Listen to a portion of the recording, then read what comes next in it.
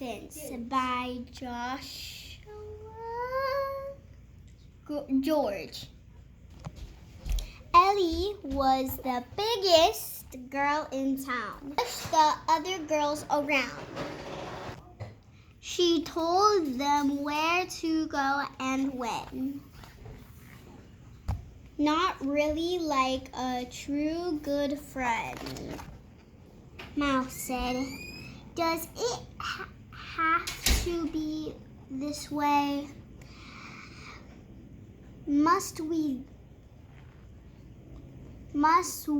always do just what you say?"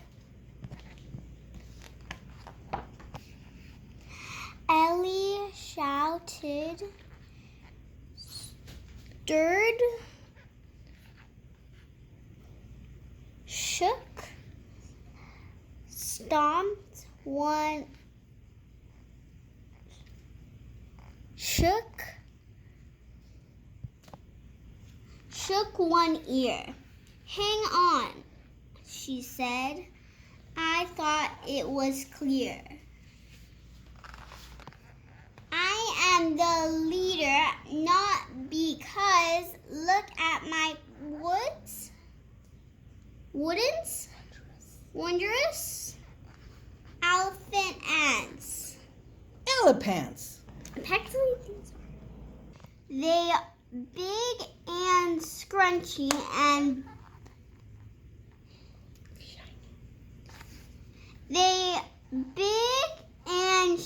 shiny and bright blue. I have a red pair for weekends too. I have the biggest pants in town. That's why I boss you all around." At that, the animals all shouted, speaking, moving, hooting, chirping, and squeaking. I thought it said mousing. But then came a noise from by the lake, so loud it made the whole jungle shake. "Uh-oh," said Mouse. "What could it be? There's something moving through the trees." Then something, the roar. "I think that it's the pantosaur. It's worse," groomed